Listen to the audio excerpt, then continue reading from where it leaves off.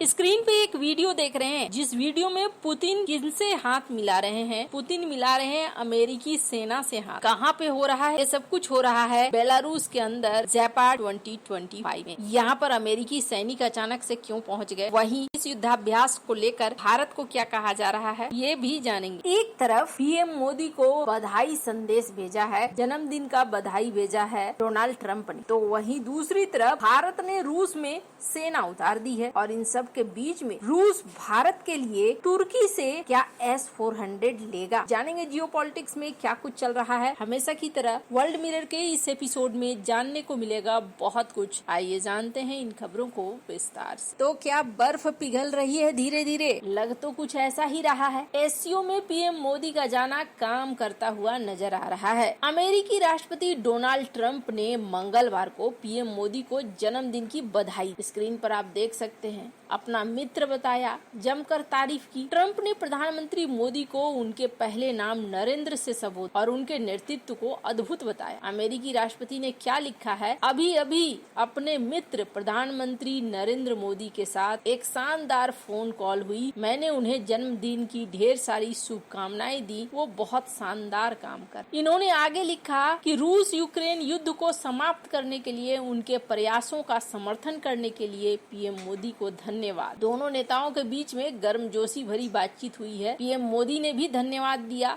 और जवाब दिया। पीएम मोदी ने लिखा, मेरे मित्र राष्ट्रपति ट्रंप, मेरे 75वें जन्मदिन पर आपके फोन कॉल और हार्दिक शुभकामनाओं के लिए धन्यवाद। आपकी तरह मैं भी भारत अमेरिका व्यापक वैश्विक साझेदारी को नई ऊंचाई पर ले जाने के लिए पूरी तरीके से प्रतिबद्ध। अब एक तरफ जहां भारत के ऊपर टैरिफ लगा है रूस के नाम पर, वहीं दोनों में एक बार फिर से बढ़िया बातें होनी शुरू हो गई है। अब देखना होगा कि यूएस और भारत का जो रिजल्ट आता है उस रिजल्ट में क्या आता है। पर इन सब के बीच में ना बेचारा तुर्की पिसता हुआ नजर आ रहा है। दरअसल कई सारे देशों को भारत की पॉलिसी समझ में नहीं आ रही है, और खास करके अमेरिका की बात करें तो अमेरिका को तो एकदम से पॉलिसी समझ में नहीं आ रही है। स्क्रीन पर एक आर्टिकल देख रहे हैं, जिस आर्टिकल में ये कहा जा रहा है कि भारत ने तो रेड लाइन पार कर दी है। और ये रेड लाइन कौन सी है? भारत ने रेड लाइन पार कर दी है ज़ेपाड में अपने सैनिकों को उतारकर, जबकि ये एक मल्टीनेशनल युद्धाभ्यास है। भारत ने रूस और बेलारूस के नेतृत्व में चल रही विशाल सैन्य अभ्यास ज़ेपाड 2025 में हिस्सा लिया है, जैसा कि हमने आपको पहले भी बताया है। और भारत की तरफ से 65 सैन्य कर्मी हैं जिन्होंने हिस्सा लिया है। अब अमेरिका जब ऐसे समय में रूस के ऊपर प्रेशर बनाने का काम कर रहा है, रूस ने बड़ी सी सेना उतार दी है। राष्ट्रपति व्लादिमीर पुतिन इस अभ्यास का निरीक्षण करने के लिए खुद पहुंचे और सैन्य वर्दी पहनकर पहुंचे। इस अभ्यास में लगभग 1 लाख सैनिक शामिल हुए हैं, जिन्हें हर तरह के तैयारियों का अभ्यास कराया जाएगा, चाहे परमाणु बॉम्बर हो, युद्धपोत हो या भारी तोपखाने। और ये युद्धाभ्यास कुछ ऐसा है कि इसे देखने के लिए अमेरिकी सैन्य अधिकारी भी पहुँच गए। अमेरिकी अधिकारियों को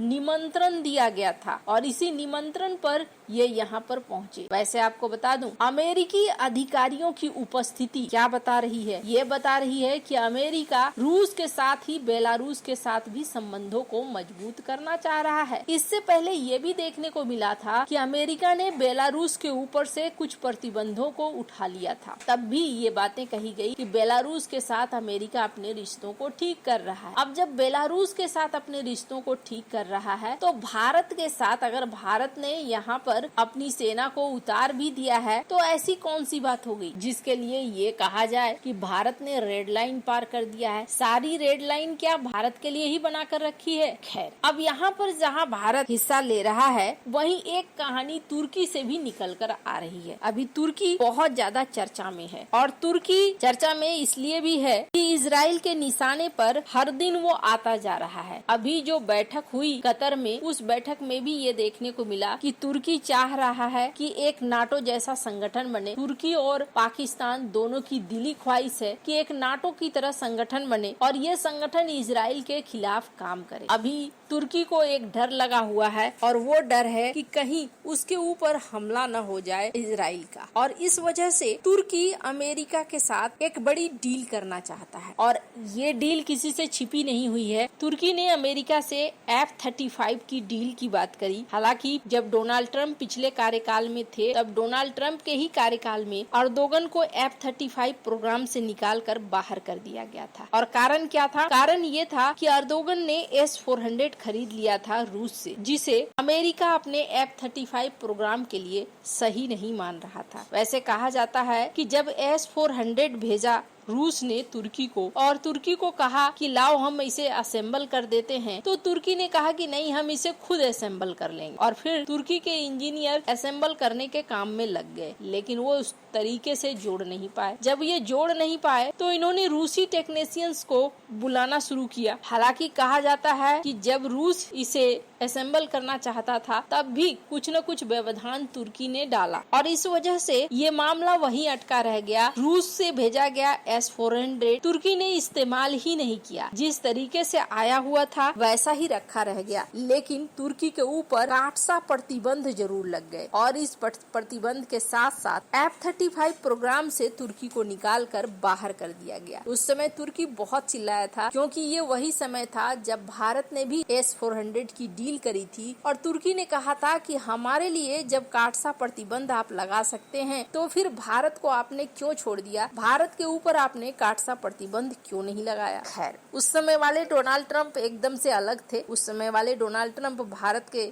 मित्र में आते थे और वो मित्रता दिखती भी थी। अब F-35 खरीद के लिए एक बार फिर से तुर्की के सामने यही समस्या है कि S-400 को उसे हटाने को कहा गया है। अब ये S-400 को कहाँ हटाए? अभी कहा जा रहा है कि रूस ने एक सीक्रेट डील करनी शुरू कर दी है तुर्की के साथ और ये डील है S-400 को लेकर। कहा जा रहा है कि भारत के साथ जो S-400 की डील हुई है रूस की 5 की, इसमें से 2 को अभी भी नहीं दे पाया है रूस और इसकी वजह यह है कि रूस खुद युद्ध में फंसा हुआ है, सप्लाई चेन में बाधा है। ऐसे में रूस चाहता है कि तुर्की का ये S-400 वो उससे वापस ले ले। अब हो सकता है इसे फिर से भारत को बेचा जाए। अब कुछ लोगों को ये अंदाजा था कि हो सकता है तुर्की S-400 को पाकिस्तान को दे दे, लेकिन ऐसा नहीं हो सकता है। जब भी आप किसी देश से हथियार खरीदते हो तो उनके साथ कुछ कॉन्ट्रैक्ट भी बने होते हैं और जब तक जो ओरिजिनल देश है वो नहीं चाहेगा तब तक आप किसी तीसरे को नहीं बेच सकते हो। ऐसे में संभावना यही जताई जा रही है